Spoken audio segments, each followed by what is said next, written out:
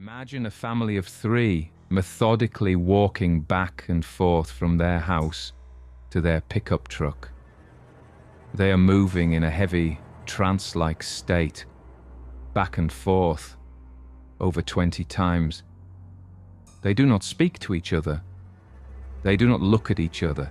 Even their 6-year-old daughter is part of this silent, robotic parade. 8 days later, that exact same pickup truck is found abandoned on a remote, muddy mountain road in Oklahoma. Inside the locked vehicle is their dog, Maisie, severely malnourished and just hours away from death. Hidden under the driver's seat is a bank bag containing $32,000 in cold, hard cash, completely untouched. But the family, they are gone, swallowed by the vast unforgiving wilderness of the Sans Bois Mountains. Welcome to the archives of blood. Before we examine the terrifying evidence left behind, ask yourself one question. What can make an entire family lose their humanity before they even leave their own driveway? The story begins in Eufaula, Oklahoma in October 2009. Bobby Jamison, his wife Sherilyn, and their 6-year-old daughter Madison were looking for a fresh start. Bobby had been involved in a bitter lawsuit with his own family over a gas station business, and he suffered from severe chronic back pain after a car accident. Sherilyn was battling deep depression following the recent death of her sister. They were stressed, isolated, and increasingly paranoid. They decided to buy a 40-acre plot of remote land in the Sans Bois Mountains near Red Oak, Oklahoma.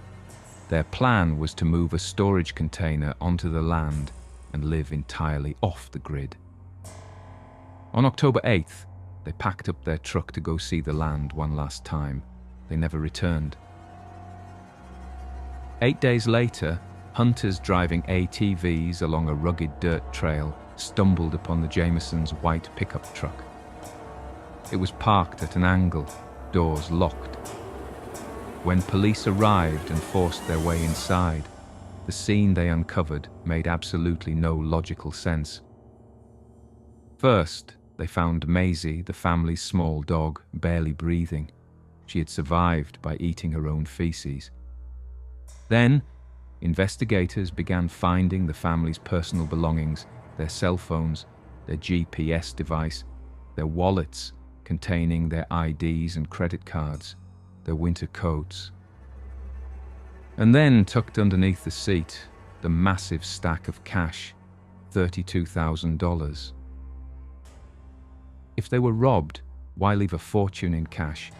If they went for a hike, why leave their coats, their phones, and their beloved dog locked in a freezing car? The surrounding woods were searched by hundreds of volunteers, police dogs, and drones. Nothing was found.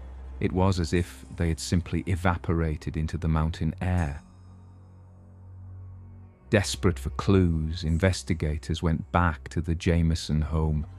What they found on the family's own security cameras sent chills down the spines of seasoned detectives.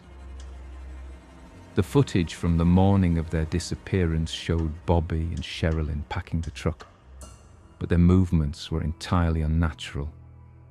They moved like zombies, blank stares, repetitive motions, stopping and starting, for no apparent reason. In one frame, Sherilyn is seen placing a brown briefcase into the truck. That brown briefcase was never found at the crime scene. Neither was Sherilyn's registered .22 caliber handgun. But the most disturbing piece of evidence wasn't the video. It was a photograph found on Bobby's abandoned cell phone in the truck. It was the last known picture of 6-year-old Madison. She is standing on a rocky ledge in the mountains. Her arms are tightly crossed over her chest. Some people look at her face and see a child squinting into the sun, But many others, including law enforcement, see something far more sinister.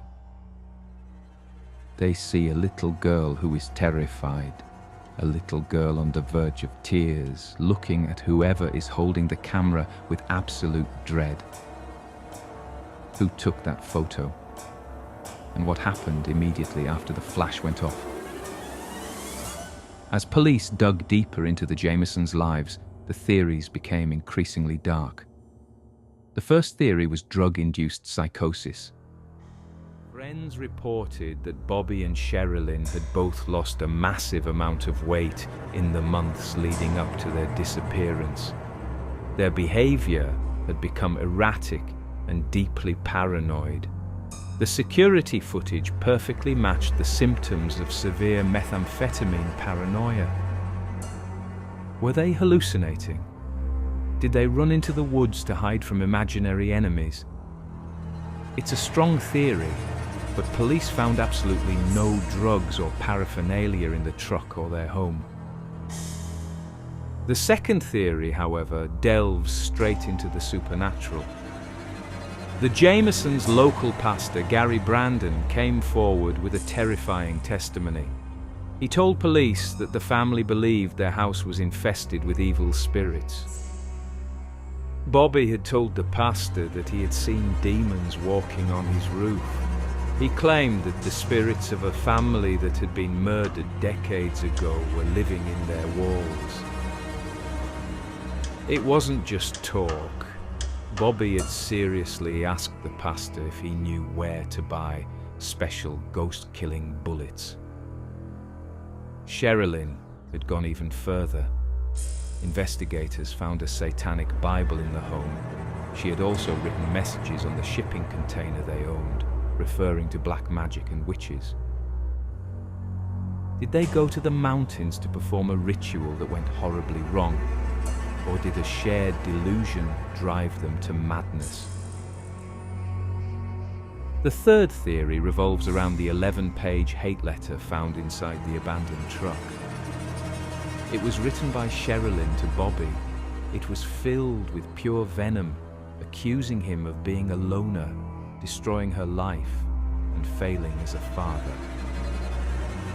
Did the tension finally snap on that remote mountain? Did Sherilyn use her missing handgun to end her family's lives before walking off into the woods to die? Or were they victims of a drug cartel hit, lured into the mountains under the guise of buying land, only to be executed? Missing Briefcase. The mountains kept their secret for 4 long years.